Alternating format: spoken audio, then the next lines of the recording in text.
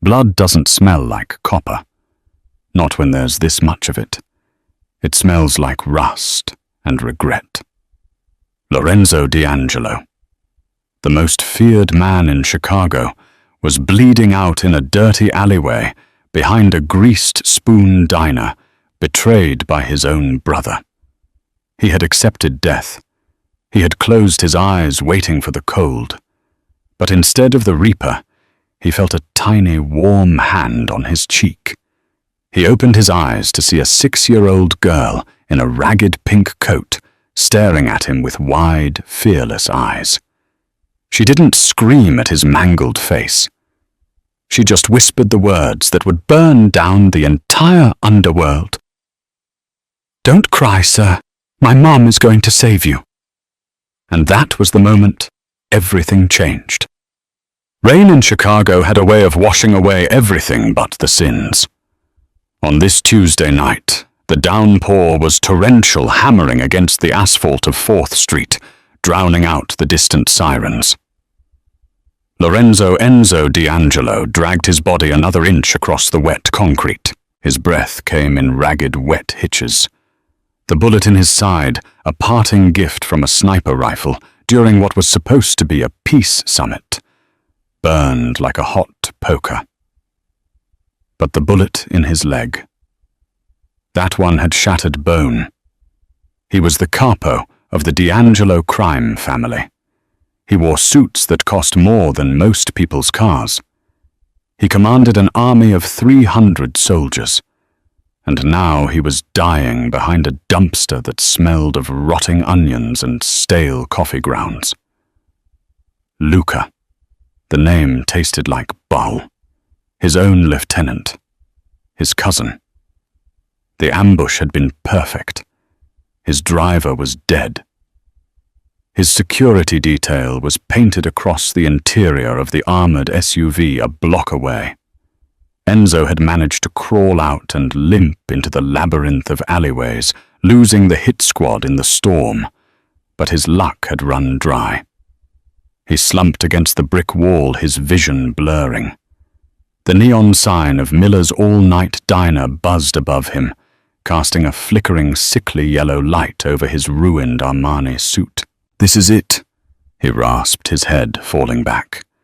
He reached for the Beretta tucked in his waistband, but his fingers were too numb to grip the cold steel. He let his hand drop. He closed his eyes, listening to the rain, waiting for Luca's men to turn the corner and finish the job. Squish.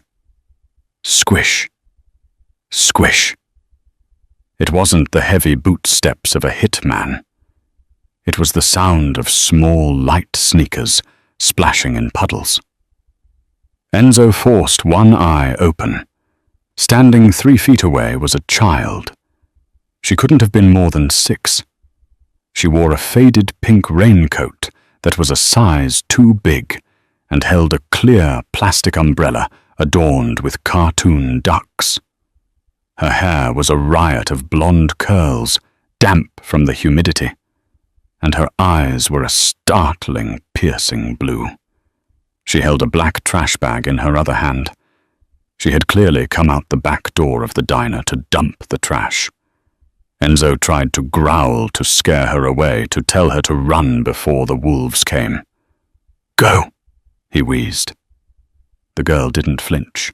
She dropped the trash bag. She took a step closer. "You're hurt," she said. It wasn't a question.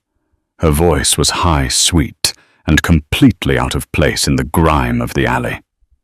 "Kid, run." Enzo gritted out, blood coughing up onto his chin. She didn't run. She closed her umbrella and set it down. She walked right up to the most dangerous man in the city and knelt in the oily puddle beside him. She reached into her pocket and pulled out a crumpled napkin. With a gentleness that made Enzo's chest ache, she reached out and dabbed at the blood trickling from a cut above his eyebrow. Enzo flinched. He expected pain. He expected fear. He didn't expect the warmth of her tiny hand resting on his cheek. "Don't cry, sir," she whispered, looking deep into his eyes. Enzo blinked. Was he crying? The rain masked it, but perhaps a tear of frustration had escaped. "My mom is going to save you," she stated with absolute conviction. "She fixes everything." "Daisy." The shout came from the metal door of the diner. It swung open with a clang, and a woman rushed out, a heavy apron tied around her waist. "Daisy, I told you to just throw the bag. And come right back inside, it's freeze." The woman froze. She saw the blood first, then the gun on the ground, then the man. Clara Mitchell was 26, but her eyes held the weariness of someone who had lived 3 lifetimes. She had messy brown hair tied up in a chaotic bun and a stain of ketchup on her collar.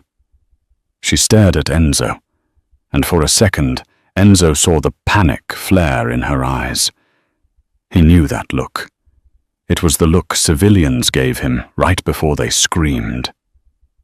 "Daisy, get away from him," Clara hissed, her voice trembling but low. She lunged forward, grabbing the girl by the arm and pulling her back. "Mommy, he's boo-booed," Daisy said, pointing. "Like the stray cat. You have to fix him." Clara looked down at Enzo. The yellow light illuminated his face. Enzo saw the moment recognition hit her. It wasn't just, "Oh, a hurt man." It was, "I know who this is." Her face drained of color. She knew his face. Everyone in this neighborhood knew the D'Angelo face. It was usually plastered on the news next to words like racketeering or acquitted. "Mr. D'Angelo," she whispered the name, slipping out like a curse. Enzo coughed, gripping his side. "Help me, or walk away. But don't call the cops." If the cops came, Luca's men on the payroll would find him in the hospital and inject air into his IV before morning. Clara looked at the dark entrance of the alley. She looked at her daughter. She looked at the blood pooling around Enzo's leg. "If I leave you here, you're dead in 10 minutes, Clara said, her voice turning steel hard. She wasn't asking. She was assessing. 5, Enzo corrected. Clara swore under her breath. She looked around, frantically. "Daisy, hold the door open, now!" "Mum, do it, baby. Go." Clara dropped to her knees. She wasn't a large woman, but she moved with a frantic strength. She grabbed Enzo's arm and slung it over her shoulder. "Up! You have to help me. I can't carry dead weight." "Why?" Enzo grunted, forcing his legs to work through the screaming agony. "Why help?" Clara gritted her teeth, heaving him upward. He smelled like expensive cologne and copper. "Because my daughter promised," she muttered, "and I don't make my daughter a liar." The kitchen of Miller's all-night diner was closed for the night, the only light coming from the street lamps filtering through the blinds. It smelled of bleach and old grease. Clara practically dragged Enzo through the back hallway, kicking the door shut behind them and locking 3 deadbolts. "Sit." "There," she ordered, shoving him toward a prep table. Enzo collapsed onto the stainless steel surface, groaning as his vision swam. "Whiskey," he demanded. "Or vodka, whatever you have." "I'm not a bartender. I'm a waitress," Clara snapped, but she ran to the front counter and came back with a bottle of cheap bourbon. She cracked the seal and handed it to him. Enzo took a long pull, the burn of the alcohol momentarily distracting him from the fire in his leg. He watched her through half-lidded eyes.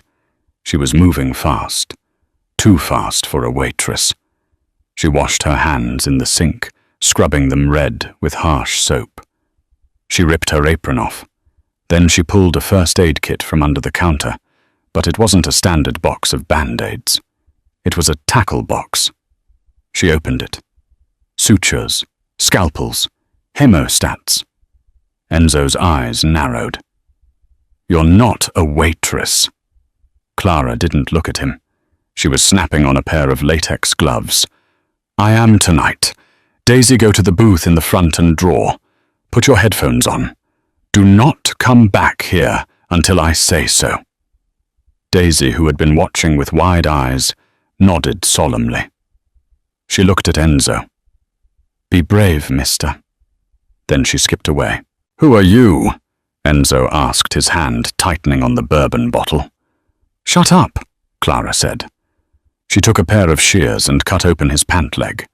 The fabric fell away, revealing the ugly, jagged wound in his thigh.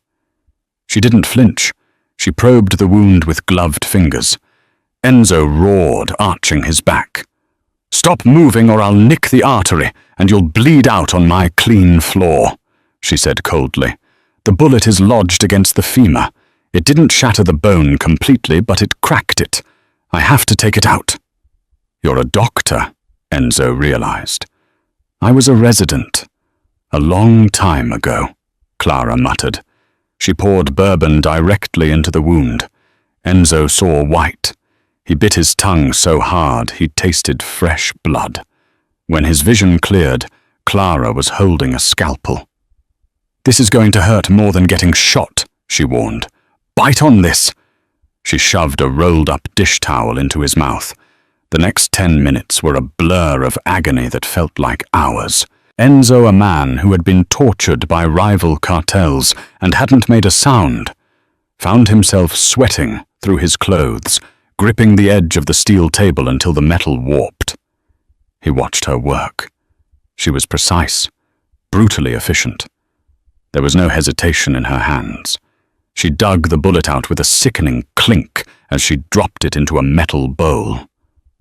Then came the needle. 30 stitches, she said quietly, tying off the final knot. She cleaned the wound with iodine and wrapped it tightly in gauze. She stepped back, peeling off her bloody gloves and tossing them into the trash. She was breathing hard, a sheen of sweat on her forehead. Enzo spat the towel out. He was trembling, pale as a ghost, but alive. "You saved me," he rasped. "I patched you up," Clara corrected, turning her back to him to wash her hands again. "There's a difference. You need a hospital. You need antibiotics, blood transfusions." "No hospital," Enzo said. He tried to sit up, but the room spun. Where is my phone?" "It's smashed," Clara said. "It fell out of your pocket in the alley. I kicked it under the dumpster." "Why?" Clara turned around, drying her hands on a rag. Her eyes were dark. "Because phones have GPS, and if people are looking for you, Mr. D'Angelo, I don't want them coming to where my daughter sleeps." Enzo studied her. She was terrified. He could see the pulse jumping in her neck, but she was hiding it behind a wall of anger. "You know who I am. You know the bounty that's probably on my head by now. You could have called the cops and collected a reward, or called my enemies." "I don't deal with cops," Clara said sharply, "and I don't deal with scum like the people you work with." "Then why save me?" Clara walked over to him. She picked up the bottle of bourbon and took a swig herself, grimacing. "Because 12 years ago my brother got mixed up in your world. He was a driver. Someone left him bleeding in an alley just like you." Enzo went still. And nobody stopped," Clara said, her voice cracking slightly. "Nobody put a hand on his cheek. Nobody told him it would be okay. He died alone behind a warehouse." She slammed the bottle down. "I'm not saving you for you Enzo D'Angelo. I'm saving you because my daughter is 6 years old, and I need her to believe that when people are hurt, we help them. I need her to stay innocent a little bit longer." I'm not going to let her watch a man die tonight. Enzo looked toward the front of the diner, where the faint sound of cartoons could be heard from Daisy's tablet. He looked back at Clara. For the first time in his life, Enzo felt something other than lust or calculation when looking at a woman. He felt indebtedness and a strange, heavy curiosity. "What was his name?" Enzo asked softly. "Your brother." "Danny," she said. "Danny Mitchell." Enzo searched his memory. He remembered a Danny, a kid, a driver for the energetic crew in the South Side. Collateral damage in the 18 Turf War. "I remember him," Enzo lied. He didn't really, but he knew he had to say it. Clara stared at him, searching for the lie, but she was too exhausted to find it. "You can't stay here. The morning cook comes in at 5 a.m. That's in 4 hours." "I can't walk," Enzo said, "and I have nowhere to go. My organization is compromised. If I step onto the street, I'm dead." "Not my problem." "I'll pay you," Enzo said. $10 million. Clara laughed. It was a dry, humorless sound.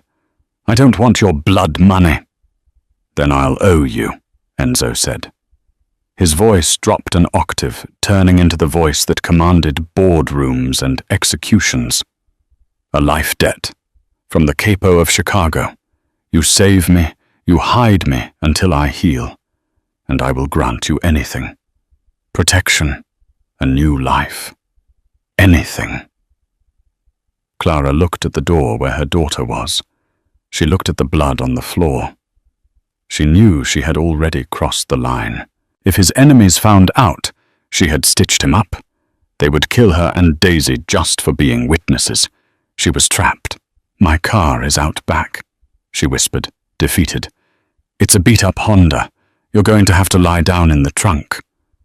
Enzo smirked, though it looked more like a grimace of pain. "I've ridden in worse." "One rule," Clara said, pointing a finger at his chest. "You don't speak to my daughter about your work.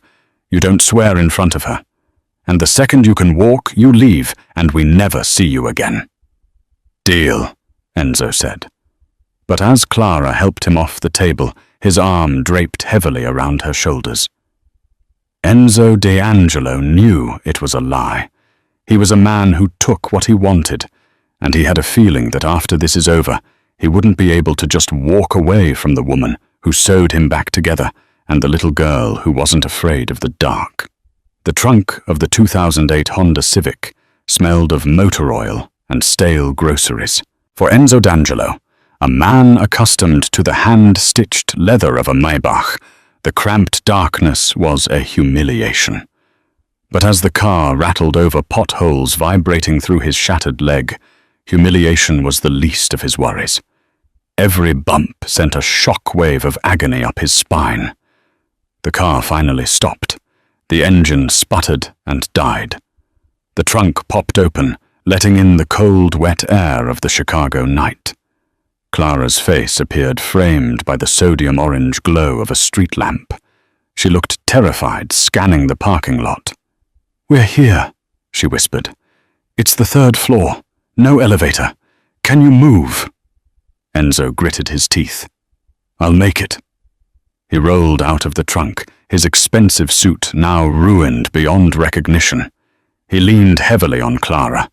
She was small, barely coming up to his shoulder, but she had a wiry, desperate strength. "Daisy, run ahead. Unlock the door." "Number 3B," Clara commanded softly. Daisy nodded, clutching her plastic duck umbrella like a shield, and scampered up the dimly lit concrete stairs. The ascent was a nightmare. Enzo dragged his bad leg, sweating through the fever that was already beginning to boil in his blood. Every step was a battle. By the time they reached the 3rd floor, Enzo's vision was tunneling. They tumbled into the apartment, and Clara quickly bolted the door, engaging the chain lock. "Bedroom," Clara panted, steering him down a short hallway. "Daisy, go sleep on the couch tonight, baby. Mr. Enzo needs the bed." "Okay, Mum," Daisy said, unbothered. They entered the bedroom. It wasn't the master suite Enzo was used to. It was a tiny room with peeling wallpaper, but it was aggressively cheerful. The bedspread was pink with unicorns. Glow-in-the-dark stars were stuck to the ceiling. A nightlight, shaped like a mushroom, cast a soft glow in the corner. "This is," Enzo muttered, swaying. "My room is too small for you and the mattress is broken," Clara said, helping him sit on the edge of the twin-sized bed. "Daisy gave up her castle for you. Don't make a mess of it." Enzo collapsed back onto the unicorn pillows. The juxtaposition was absurd. The capo of Chicago, a man who had ordered hits before breakfast, was now bleeding out in a 6-year-old sanctuary. "I need to check the dressing," Clara said, all business again. She turned on a bedside lamp. "And I need to get these wet clothes off you before you get pneumonia on top of sepsis." She worked quickly, stripping off his ruined jacket and shirt. When she saw the map of scars across his chest, old knife wounds, bullet grazes, burns, she paused. Her fingers hovered over a particularly jagged scar near his heart. "Occupational hazards," Enzo mumbled, his eyes half closed. "You have a terrible occupation," Clara murmured. She checked the leg. The sutures were holding, but the area was angry and red. She cleaned it again, her face tight with concentration. Enzo watched her. In the soft light stripped of the harsh diner fluorescence, she looked younger, but also more tired. There were dark circles under her hazel eyes that spoke of double shifts and unpaid bills. "Why do you live here?" Enzo asked. His voice was slurring slightly as the fever spiked. "You're a doctor." "I told you I dropped out," Clara said, pulling a quilt over him. "Residency doesn't pay well, and when Danny died, things fell apart. My parents got sick. The debt piled up. Then I had Daisy. Life happened, Mr. D'Angelo. Not everyone gets a golden parachute." "Enzo," he corrected. "Just Enzo." "Go to sleep, Enzo." She turned to leave, but he reached out, grabbing her wrist. His grip was weak, trembling. "My brother," he whispered, the delirium setting in. "Luca. He's the one who did this. If he finds out I'm alive, he'll burn this whole building down. You need a gun." Clara pulled her wrist away gently. "I don't allow guns in my house. I have a baseball bat and a deadbolt. That'll have to do." She turned off the lamp, plunging the room into the soft glow of the mushroom nightlight. Enzo closed his eyes. The last thing he saw before the darkness took him was the glow-in-the-dark stars on the ceiling, arranged in constellations that didn't exist. For the first time in 20 years, he didn't check the exits. He just let go. The fever dreams were vivid. Enzo was back in the warehouse. Luca was smiling, holding a glass of wine. "It's just business, cousin. You're too soft. You let people live. You have to be a wolf." Then the wine turned to blood, and the glass shattered. Enzo woke up with a gasp, his body drenched in cold sweat. Sunlight was streaming through the sheer pink curtains. For a moment he panicked, not knowing where he was.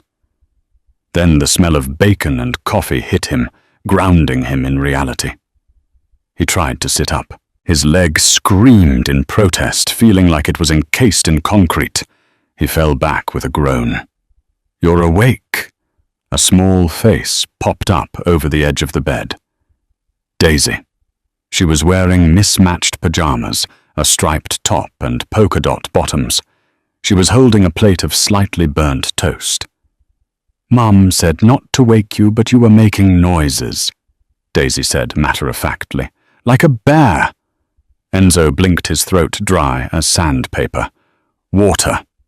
Daisy scrambled away and returned with a plastic sippy cup shaped like a penguin. Here, it's the good cup. It doesn't spill. Enzo stared at the penguin. He took it, his large, tattooed hand engulfing the cup, and drank greedily. It was the best water he had ever tasted. "Where is your mother?" he rasped. "Work," Daisy said, climbing onto the foot of the bed and sitting cross-legged. "She has the lunch shift at the diner. Mrs. Gable from 4C is supposed to be watching me, but she falls asleep watching soap operas, so I came in here." Enzo's blood ran cold. "Your mother left you with me. She hid your shoes," Daisy whispered conspiratorially. "And she said if you try to leave, I should scream, 'Fire!' Plus you can't walk. Mom says you have a femur fracture." She sounded out the medical words carefully. Enzo looked around. His shoes were indeed gone. His gun was gone too. "Your mom is smart," Enzo muttered. "She's the boss," Daisy agreed. She took a bite of the burnt toast. "Are you a bad guy?" The question hung in the air, heavy and sharp. Enzo looked at the little girl. He could lie. He could tell her he was a businessman, a victim, a hero. But looking into those clear blue eyes, the lie died in his throat. "Sometimes," Enzo said honestly, "I do bad things, but I try to protect my family. Does that make me bad?" Daisy considered this, chewing thoughtfully. "Did you say sorry?" "Not yet." "You should say sorry. Then you're not bad anymore. That's the rule." Enzo let out a breath that was almost a laugh. If only the Mafia operated on Daisy's rules. "I'll keep that in mind." Suddenly, the front door of the apartment rattled. Enzo froze. His instincts, honed by years of urban warfare, snapped into high gear. He ignored the pain in his leg and pushed himself up. "Daisy," he whispered urgently. "Is that Mrs. Gable?" Daisy looked at the bedroom door, confused. "Mrs. Gable knocks. She knocks like the police. Bang, bang, bang." This wasn't a knock. It was the sound of a lock being picked. Scratches, the tumble of pins. Enzo's heart hammered against his ribs. He was unarmed, crippled, trapped in a pink bedroom with a 6-year-old civilian. "Daisy," Enzo said, his voice dropping to a terrifyingly calm register. "Come here, now." Daisy sensed the shift in the air. She scrambled over the covers to him. "Under the bed," he commanded. "Way back, behind the boxes. Do not make a sound, no matter what you hear." "Do you understand? Is it the monsters?" she whispered, her lip trembling. "Yes, but I'm the monster eater. Go." She dove under the bed. Enzo grabbed the only weapon he could find, a heavy glass snow globe from the nightstand. He rolled off the bed, biting back a scream of agony as his broken leg hit the floor. He dragged himself behind the door, pressing his back against the wall, clutching the snow globe. The front door creaked open. Heavy footsteps, boots on cheap linoleum. "Hello?" A man's voice, rough. Not Clara. Enzo stopped breathing. He counted the steps. 1 man. 2 places empty, a second voice said. "The waitress is at work. Check the rooms. The boss said he might have gone to ground in the neighborhood. We check every door." Luca's men. They were doing a sweep. They weren't specifically looking for Clara, but they were tossing every apartment within a 5-block radius of the ambush. The footsteps got closer to the bedroom. Enzo tightened his grip on the snow globe. He had 1 shot.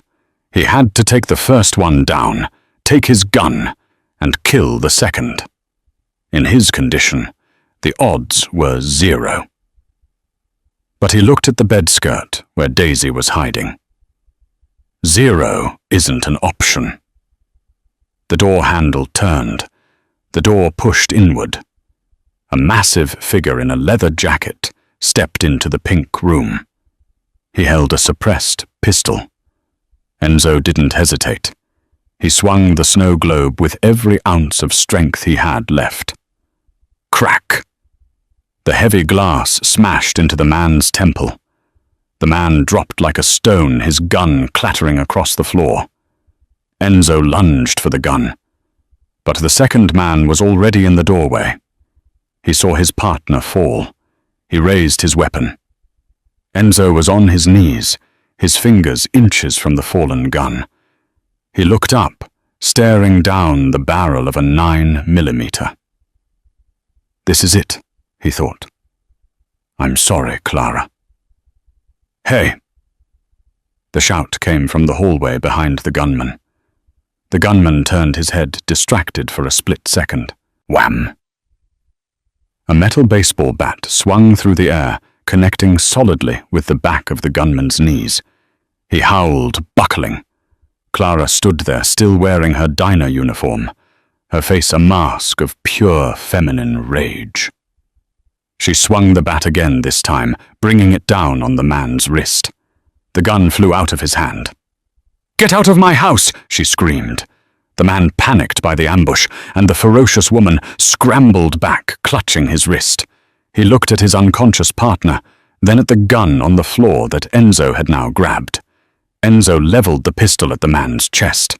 His hand was shaking, but his eyes were dead. "Run," Enzo growled. "Tell Luca. Tell him the wolf is coming."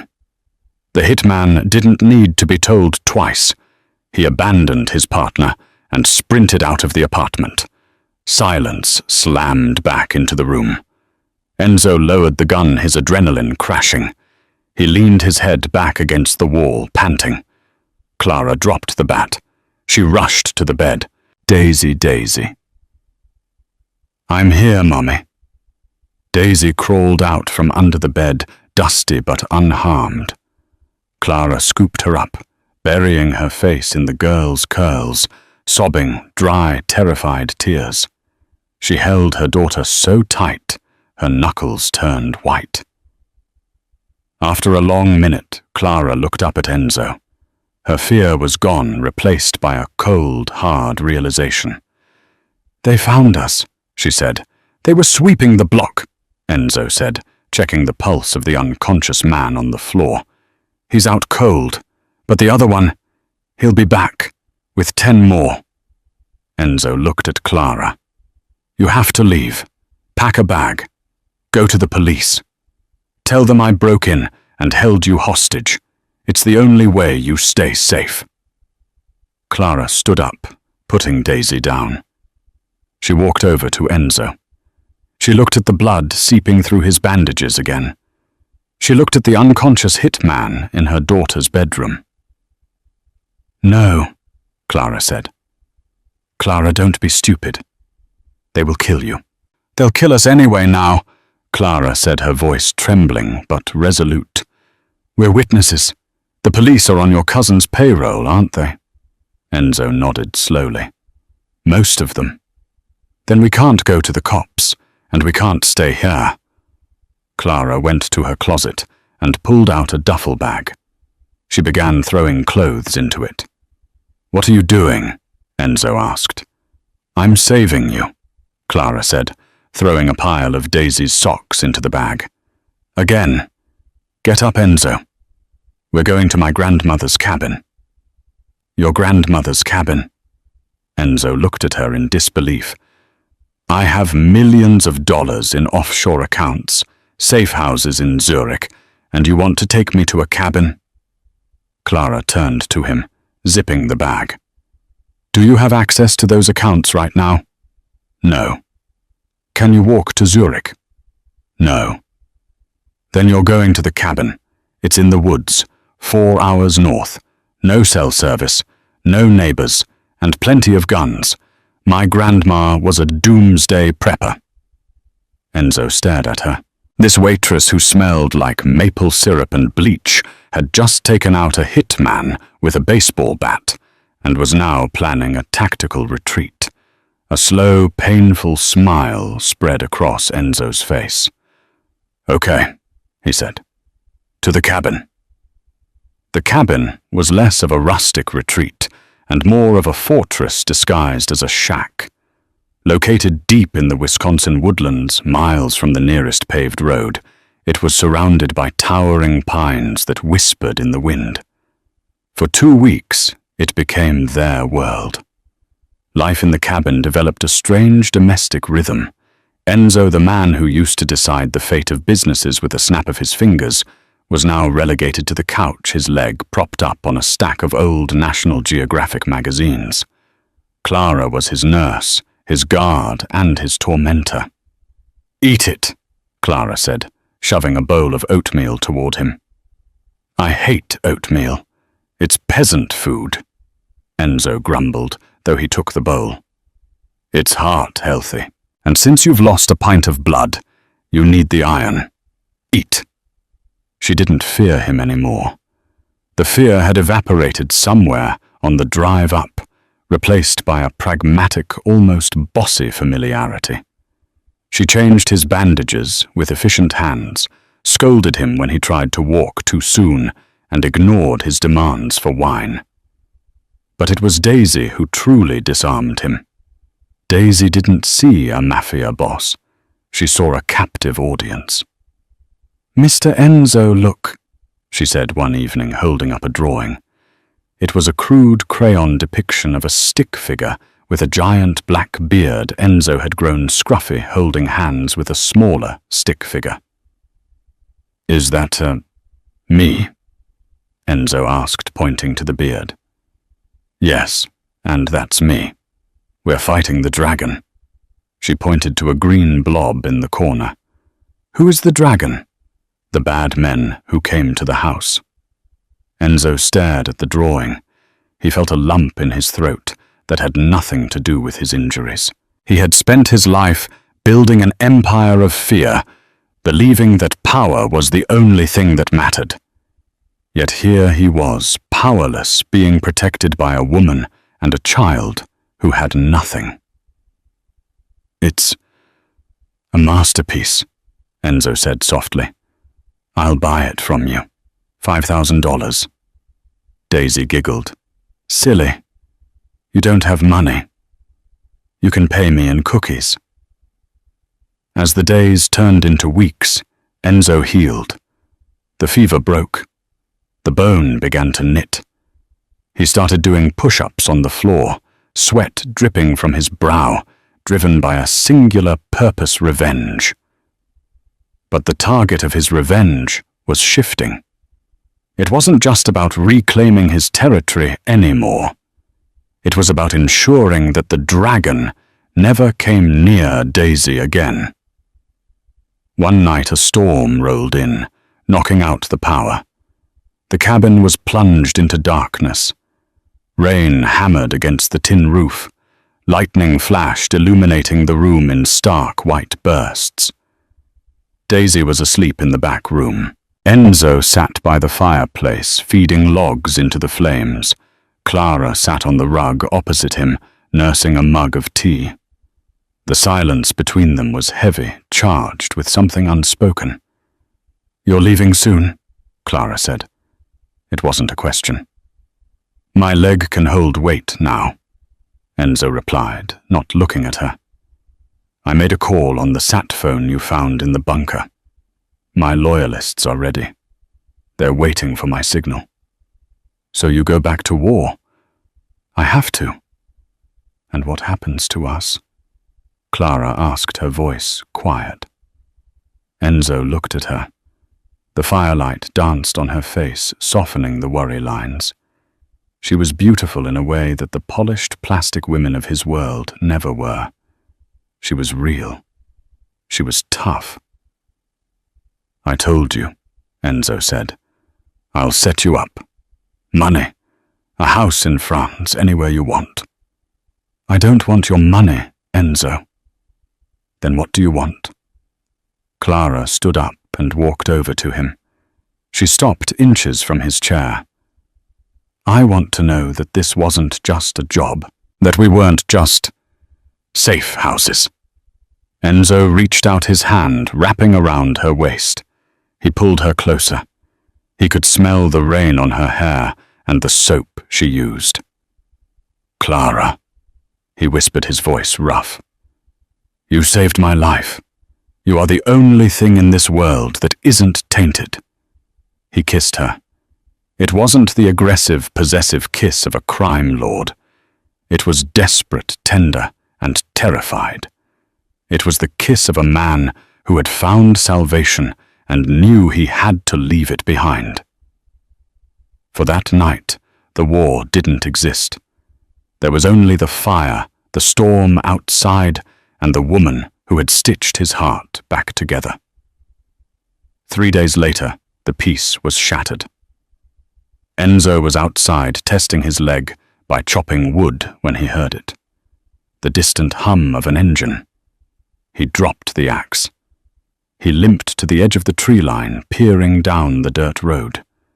A black SUV was winding its way up the hill. It wasn't one of his. Clara, he roared, turning back to the cabin. Clara appeared in the doorway, wiping her hands on a towel. What? Get Daisy, get in the cellar, now. He didn't have to explain. Clara saw the look on his face. The wolf was back. She grabbed Daisy, who was playing with pine cones on the porch, and ran inside. Enzo ran to the doomsday shed. He threw open the doors. Clara's grandmother had been paranoid, and for once Enzo thanked God for paranoia. He grabbed a hunting rifle and a box of ammo. He positioned himself behind the woodpile, using the logs as cover. The SUV crested the hill and stopped 50 yards away. The doors opened. 4 men stepped out. They wore tactical gear. Enzo recognized the man in the lead. It was the Butcher, Luca's top enforcer, a man known for using knives. Enzo! The Butcher shouted, his voice echoing through the trees. We know you're here. The waitress used her credit card at the gas station 3 towns over. Rookie mistake. Enzo cursed. He had told her to use cash. But it didn't matter now. Come out, cousin. The Butcher laughed. Luca sends his regards. He wants your head, but he said we can have some fun with the girl and the woman first. A cold, dark rage flooded Enzo's veins. It wasn't the hot anger of a fight. It was the absolute zero of a killer. Nobody touches them. Enzo racked the bolt of the rifle. Bang! The first shot took the driver in the shoulder, spinning him around. The woods erupted into chaos. The men scrambled for cover behind the SUV, returning fire. Bullets chewed up the woodpile, sending splinters flying into Enzo's face. Suppressing fire, the Butcher screamed. Move up, flank him. Enzo was pinned. He was outnumbered and outgunned. He had a bolt-action hunting rifle against automatic weapons. He fired again, missing as he ducked a hail of bullets. He checked his pocket. He had one trick left, the satellite phone. He pulled it out and hit the speed dial. Status, a voice crackled on the other end. It was Rocco, his second in command, the only man he trusted. I'm pinned. Blue Ridge cabin. 4 hostiles. I have civilians, Enzo shouted over the gunfire. ETA, 10 minutes, boss. The chopper is already in the air. 10 minutes. Enzo looked at the cabin behind him. Clara and Daisy were in the cellar, but the trap door was outside around the back. If the men flanked him, they would find it. He couldn't stay behind the woodpile. He had to draw them away. Enzo took a deep breath. He stood up, firing blindly to force them down, and then he ran. He ran away from the cabin, deeper into the woods, dragging his bad leg, ignoring the pain. He's running, the Butcher yelled. Get him! It worked. They took the bait. The gunfire followed him into the trees. Enzo moved like a ghost using the terrain. He had grown up hunting in the Apennines with his grandfather. These city hitmen were loud, clumsy. He circled back. He waited behind a massive oak tree. The first man ran past him. Enzo swung the rifle like a club, smashing the stock into the man's face. The man went down without a sound. Enzo took his submachine gun. Now the odds are even. He moved forward. He found the second man near the creek and dropped him with a double tap to the chest. Two left, the butcher and the driver. Enzo returned to the clearing near the cabin. He saw the butcher. He wasn't chasing Enzo. He was standing by the cellar doors. He was kicking at the lock. "Come out, little piggies," the butcher taunted. Enzo didn't shout. He didn't monologue. He raised the submachine gun. "Hey." The butcher turned. Enzo pulled the trigger. He didn't stop until the clip was empty. The butcher fell back against the cellar doors dead before he hit the ground. Silence returned to the woods. Enzo limped over to the cellar. He fell to his knees, his chest heaving. He knocked on the wood. "Clara, it's over." The doors pushed open. Clara peeked out, her face pale, holding a rusty wrench. When she saw Enzo covered in dirt and blood but alive, she dropped the wrench. She climbed out and threw her arms around his neck. Daisy followed, clinging to Enzo's leg. Enzo held them both. He looked up at the sky. In the distance, the rhythmic thump, thump, thump of a helicopter grew louder. His army had arrived. The king was back. But the king had changed. Chicago didn't know Enzo D'Angelo was back. The city thought he was rotting in a drainage pipe, and Luca the usurper king was counting on that silence. 3 days after the extraction from the woods, the rain had stopped, replaced by a humid, suffocating heat. The D'Angelo family estate, a sprawling mansion in Lake Forest, was lit up like a Christmas tree. Luca was hosting a reorganization dinner for the capos of the 5 families. It was a coronation disguised as a business meeting. Inside the grand ballroom, crystal chandeliers glittered above tables laden with lobster truffle risotto and bottles of wine that cost more than Clara's annual salary. Luca sat at the head of the table wearing Enzo's favorite suit, laughing with the don of the Russian mob. "To new beginnings," Luca toasted, raising his glass. "And to the memory of my cousin, a great man, but too soft for this modern world." The room murmured agreement. They drank. Then the lights went out. A collective gasp went through the room. Bodyguards reached for their weapons, their laser sights cutting through the darkness. "Relax," Luca shouted, though his voice cracked. "It's just a fuse. Get the generator." Click. A single spotlight beamed down from the balcony above. It didn't hit Luca. It hit the double doors at the far end of the hall. The doors groaned open. Standing there, silhouetted against the night, was a figure leaning heavily on a black cane with a silver wolf's head handle. He was dressed in a suit blacker than a priest's cassock. His face was gaunt, bearded and scarred, but his eyes burned with the cold fire of the abyss. "Enzo," someone whispered. "It's a ghost," the Russian don muttered, crossing himself. Enzo limped forward. Tap, step, tap, step. The sound of the cane on the marble floor was the only noise in the room. "You're eating my food, Luca," Enzo said. His voice wasn't loud, but it carried to every corner of the silent hall. "You're wearing my suit. You're sitting in my chair." Luca stood up, knocking his wine glass over. The red liquid stained the white tablecloth like a gunshot wound. Kill him, Luca screamed. He's one man. Kill him. 20 bodyguards raised their weapons. Enzo didn't flinch. He just checked his watch. Now. Glass shattered from the skylights above. Ropes dropped. Men in black tactical gear. Rocco's men rappelled down like spiders. At the same time, the waiters who had been serving the wine pulled suppressed pistols from their serving trays. In 3 seconds, the room was secured. Every bodyguard had a gun pressed to the back of their head. The waiters were Enzo's loyalists, planted hours ago. Enzo continued his slow walk toward the head of the table. The other dons remained seated terrified, knowing that if they moved, they died. Enzo reached Luca. Luca was trembling, sweat beading on his upper lip. He looked at the cane. He looked at the scars on Enzo's face.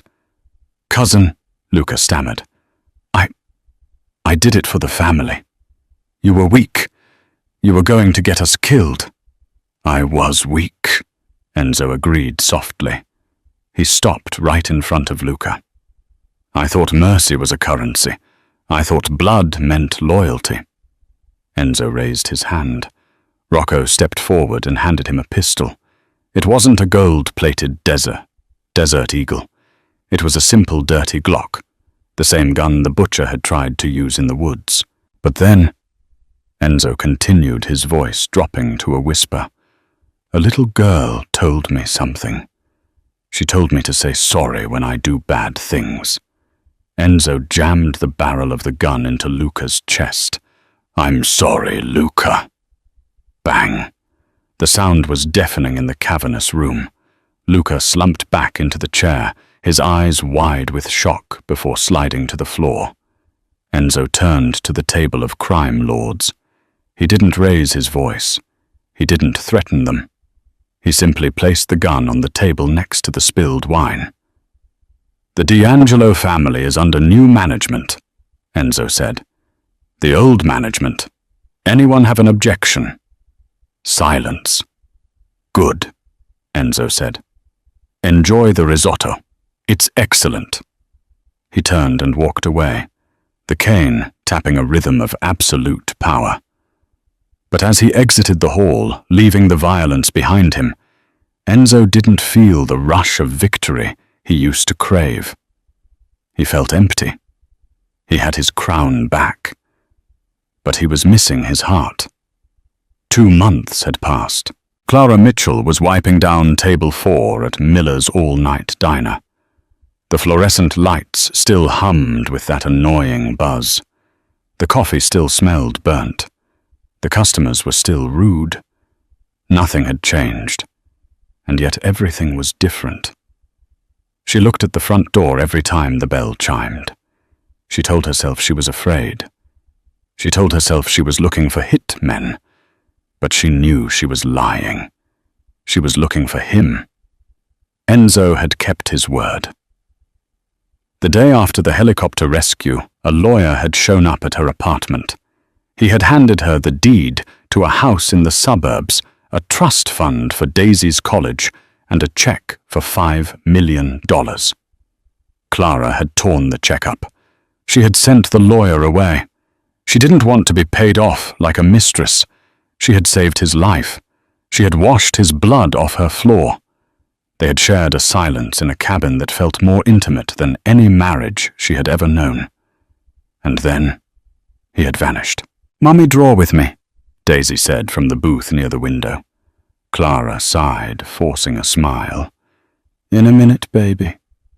The bell above the door chimed. Clara didn't look up immediately. "Sit anywhere you like. I'll be right with."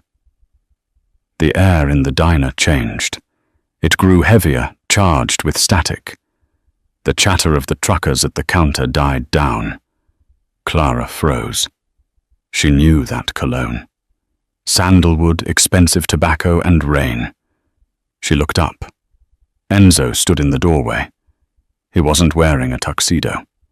He was wearing dark jeans and a leather jacket.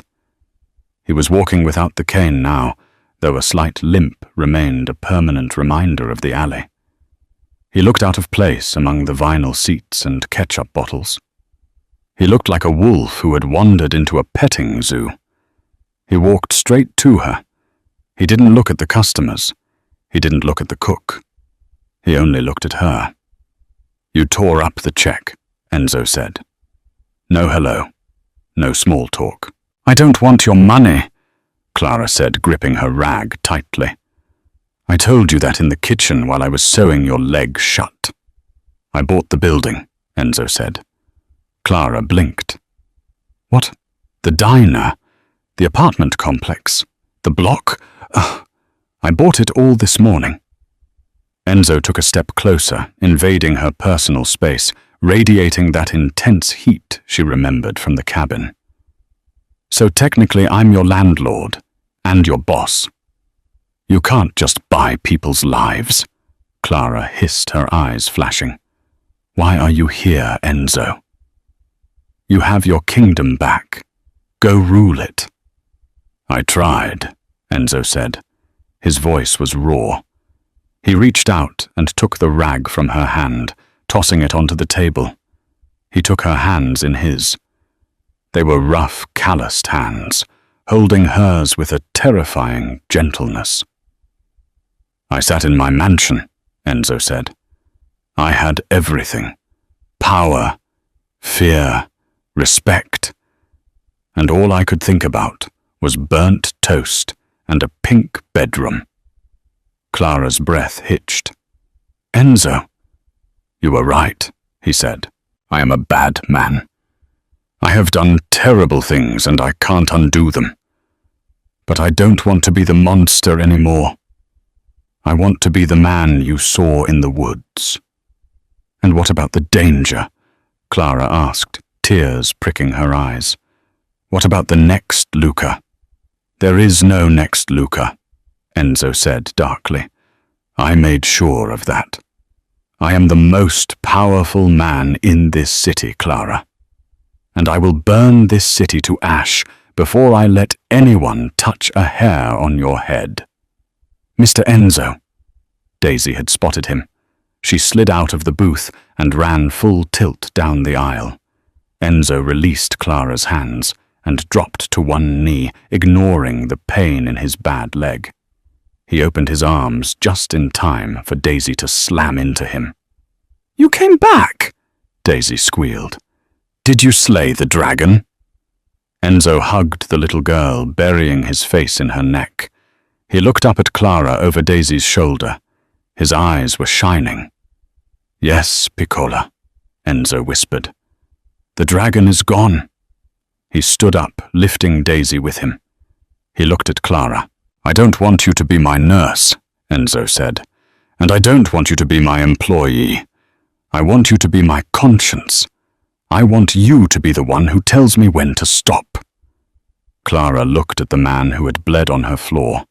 She saw the darkness in him, yes, but she also saw the desperate need for light. She saw the man who had played dolls with her daughter while hiding from a death squad. "I'm not moving to a mansion," Clara said stubbornly. "I like my neighborhood." Enzo smiled. It was the first real smile she had seen on him since the cabin. "Then we'll stay here. I'll renovate. I'll make the walls bulletproof. I don't care where we are, Clara, as long as I'm with you." He held out his hand to her. Clara looked at the hand. It was a dangerous hand. Taking it meant stepping into a world of shadows and risk.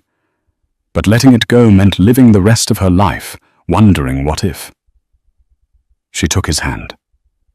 "Okay," Clara whispered, "but you're doing the dishes tonight." Enzo D'Angelo, the capo of Chicago, the wolf of State Street, laughed. He pulled Clara into a kiss that silenced the entire diner, a kiss that tasted of second chances and dangerous promises. "Deal," he said against her lips. As they walked out of the diner together, Enzo carrying Daisy and holding Clara's hand, the rain began to fall again. But this time, It didn't smell like rust and regret. It smelled like a clean slate. And in the reflection of the window, the neon sign buzzed, no longer just a flicker in the dark, but a beacon. The wolf had found his pack, and God help anyone who tried to hurt them now. And that is the story of how a single act of kindness brought the most dangerous man in Chicago to his knees. It proves that sometimes strength isn't about how hard you can hit or how many men you command. Sometimes real strength is a little girl in a pink coat telling you not to cry. Enzo found his salvation not in power, but in the love of a waitress who refused to be afraid.